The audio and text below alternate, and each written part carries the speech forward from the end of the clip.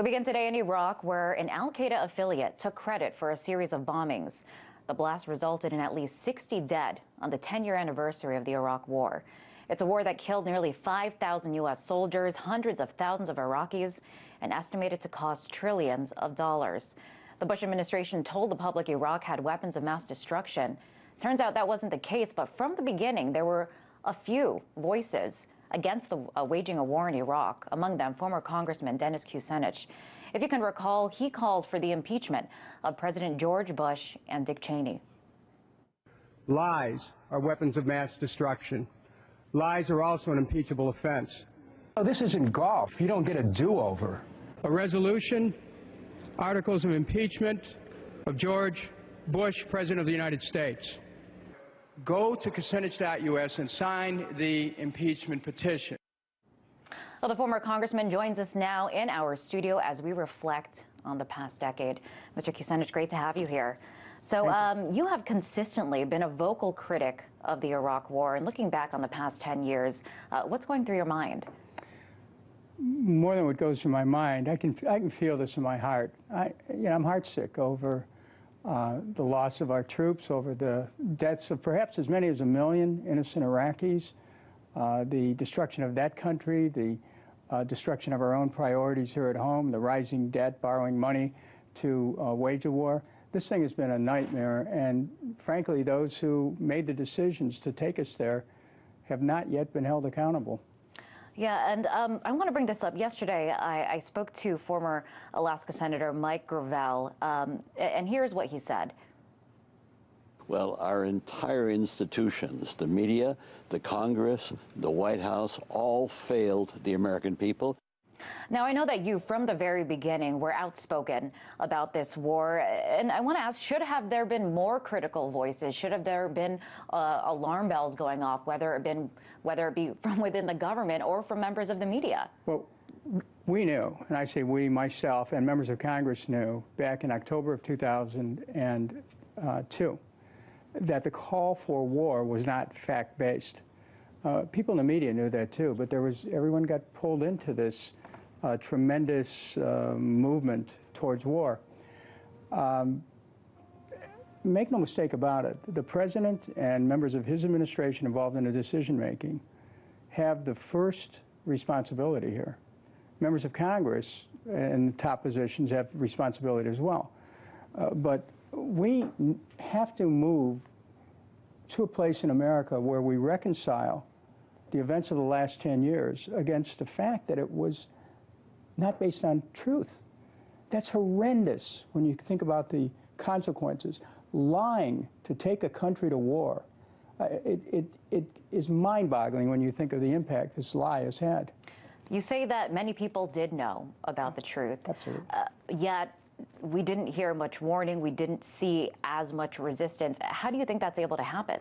Well, my experience in Congress was that the minute that you start to beat the drums for war, war has kind of a hypnotic, magnetic effect.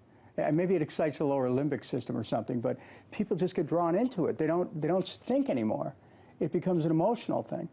And people stop thinking. And as a result, we sent our troops over there. As a result, we ended up with thousands of them dying, many of them coming back, those who survived with PTSD.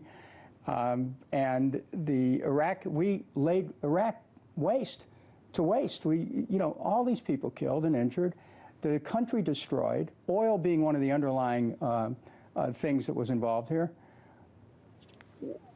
Those who made the decision that took us there, again, they have to be held accountable, which is why I have suggested a whole new process that could bring people forward in public, get them to confess to their misdeeds, and give our country a chance to lift this scourge of a war based on lie from our conscience. Do you think that would ever really happen? It needs to.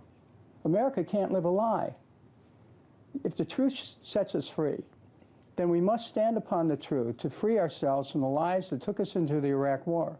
And the only way you can do that is through a public process, where those who made the decisions, the President, the Vice President, the Secretary of State, the Secretary of Defense, and all the people involved in those decisions are brought forward, where they're subject to public questioning, where there's consequences if they lie.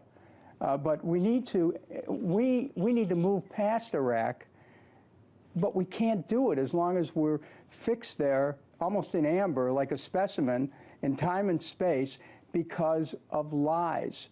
And the lies are devastating to our country, because there's still many Americans who have no idea that we did not have to attack Iraq. Now, you just mentioned oil a moment ago, and there are many people that believe that we went to Iraq for oil. Bush wanted to bring free markets to Iraq, and that meant getting rid of these state-owned operations. But I want to bring up these figures. It has to do with China, and it turns out that Chinese control of Iraqi oil production today is at 50%, and by 2035, it's expected to be 80%.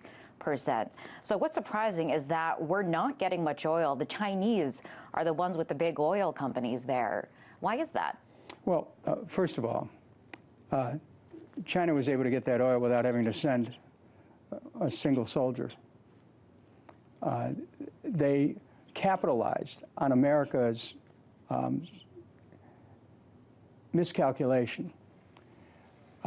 Whether or not the thought was that the new government would just cave into the U.S., there was clearly a calculation that our movement over there was going to benefit our access to oil, and cheap oil, I might add. More is a tragedy. And we have to deal with this, not based on the decisions that China made. You know what's interesting about that? We borrowed money from China to prosecute that war. Think about it. This thing is such a compounded tragedy on so many levels that we borrowed money from China, and we were so in debt. And China, their economy is growing, and ours is tanking, and the war is one of the reasons. There's a line in our Christian Bible that says, "That which is crooked cannot be made straight." Everything about the Iraq war is crooked, and it cannot be made straight until we have a process of truth and reconciliation here in the United States, much the same way that South Africa had to free itself of the lies that brought it to apartheid and the subjugation of a whole group of people. Now, you have also been very outspoken against some of the tactics that have been used in this war, among them the use of torture and rendition. Right now at Guantanamo Bay, there's this big hunger strike that's going on among the detainees there. Do you still believe that that base should be shut down, such as President Obama promised? Well, absolutely. It's extra-constitutional. One of the problems that came pursuant to the war is that some of the most cherished constitutional protections that involve everyone who the United States comes into contact with basically set aside. Suddenly, you could put people in secret prisons, or you could imprison them without attorneys, or you could subject them to torture, and it was beyond the reach of any civil authority here. And that set the stage for drone policies, which are used, can be used to attack American citizens abroad. We have departed from our constitutional tradition, and anytime you do that, you're looking for real trouble. Now, Congressman, we don't have that much time, but I do want to ask you, because there was a press conference today between the president and Benjamin Netanyahu, and do you fear that the U.S. is moving closer to war with Iran? Will Iran be the next Iraq?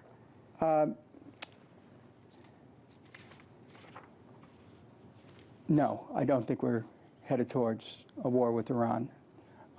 Iran has the ability to defend itself, and there would be a catastrophe if there was a nuclear strike on Iran because of the effect of the fallout across a subcontinent, but there would also be a catastrophe because Iran has an ability to retaliate, and the retaliation would be against Israel.